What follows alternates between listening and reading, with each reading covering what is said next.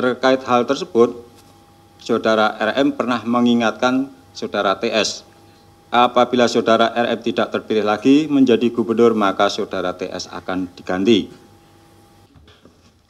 Asal dana korupsi, pemerasan, dan gratifikasi di lingkungan pemerintah Provinsi Bengkulu yang untuk detailnya akan disampaikan oleh Bapak Alexander Marwata. Silakan, Pak. Ya.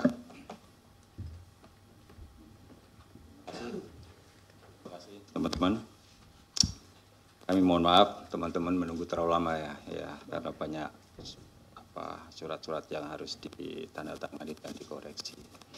Ya, saya akan menyampaikan kegiatan menyangkut penangkapan ya terduga tindak pidana korupsi yang terjadi di Provinsi Bengkulu.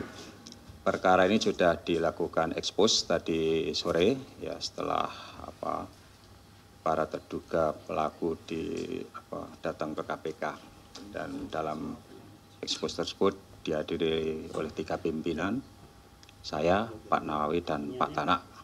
Dan berdasarkan kecukupan alat bukti, kami sepakat untuk menaikkan perkara ini ke tahap penyidikan. Jadi Pak Tanak juga setuju, artinya beliau juga tidak keberatan dengan adanya kegiatan-kegiatan penangkapan seperti ini. Jadi jangan ditanyakan lagi besok kalau ada Pak Tanak itu kan. Nah, dari rangkaian penyelidikan, ini perkara ini dimulai penyelidikan dari bulan Mei. Ya, jadi sudah lama sebetulnya. Jadi proses penangkapan ini bukan tiba-tiba seketika ya, tetapi didahului dengan proses penyelidikan berdasarkan informasi yang diterima dari masyarakat atas adanya mobilisasi ya terkait dengan akan ikut sertanya yang bersangkutan tersangka petahana gubernur untuk mengikuti pilkada nanti pada bulan November yang hari Rabu nanti akan dilakukan pencoblosan.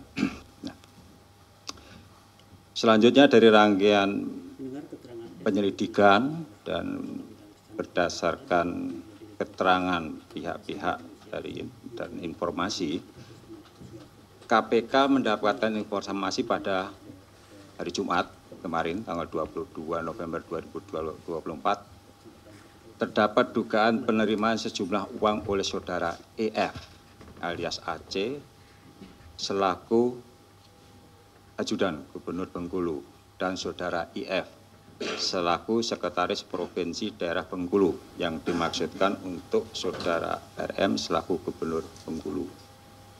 Selanjutnya sebagai tindak lanjut atas laporan masyarakat tersebut, KPK bergerak menuju Bengkulu. Pada tanggal 23 November 2024 sekitar pukul 7, tim mengamankan beberapa pihak, yaitu Saudara SR selaku Kepala Dinas Tenaga Kerja dan Transmigrasi Provinsi Bengkulu. Ini diamankan di rumahnya ya, sekitar pukul 7. Kemudian SF, Kepala Dinas Kelautan dan Perikanan Provinsi Bengkulu, juga di rumahnya sekitar pukul 7.30. SD, Kepala Dinas Pendidikan dan Kebudayaan di daerah Bengkulu, sekitar pukul 8.30. FEP, Kepala Biro Kepemerintahan dan Kesra Provinsi Bengkulu, ini juga di rumahnya sekitar pukul 8.30. IF, Sekretaris Daerah Provinsi Bengkulu, di rumahnya sekitar pukul 16.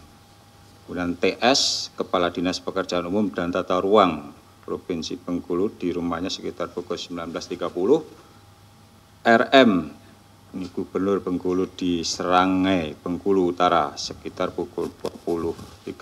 Dan EF, alias AC, ajudan Gubernur Bengkulu di Bandara Fatmawati, Bengkulu.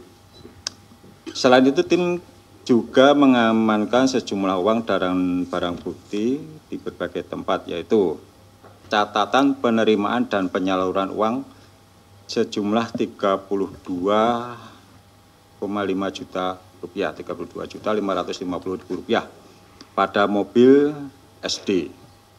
Kemudian catatan penerimaan dan penyaluran uang tunai sejumlah 120 juta rupiah pada rumah Saudara FEP.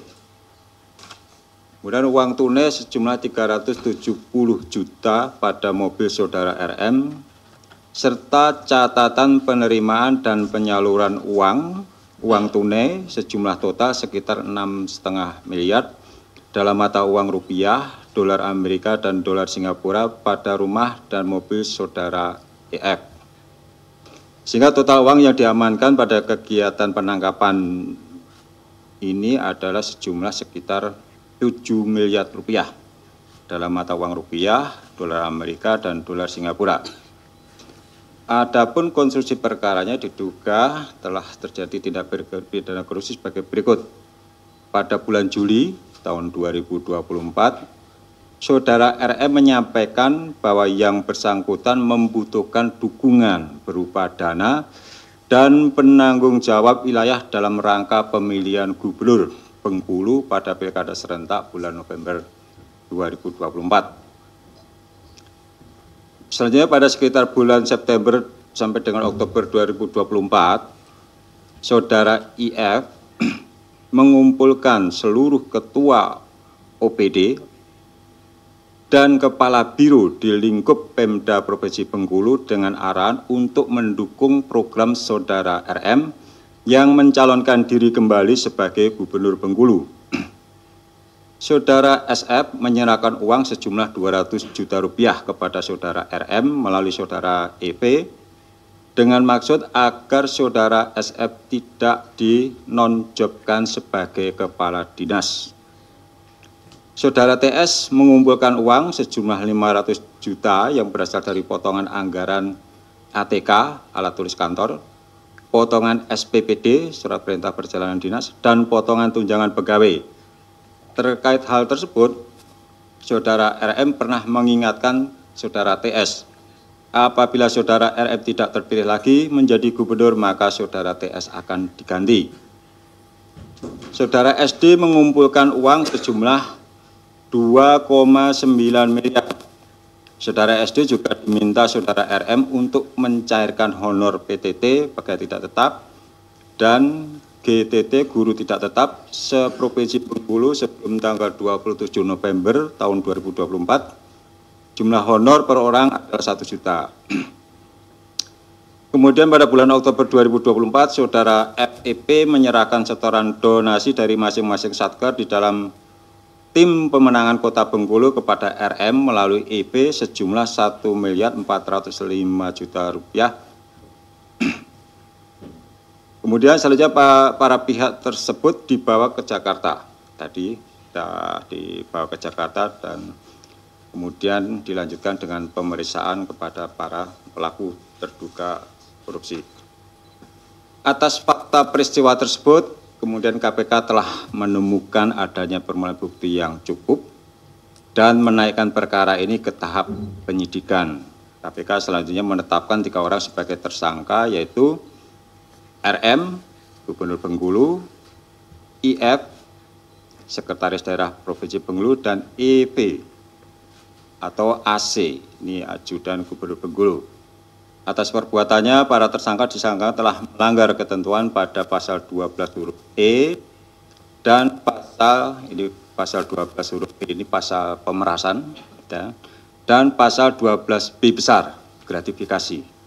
Undang-Undang Nomor 31 Tahun 99 sebagaimana telah dirubah dan Undang-Undang Nomor 20 Tahun 2001 pasal KUHP. KPK selanjutnya akan melakukan penahanan kepada para tersangka untuk 20 hari pertama terhitung mulai hari ini tanggal 24 November tahun 2024 sampai dengan tanggal 13 Desember tahun 2024. Penahanan dilakukan di Rutan Cabang KPK. Demikian saya sampaikan. Terima kasih. Terima kasih Pak Alek.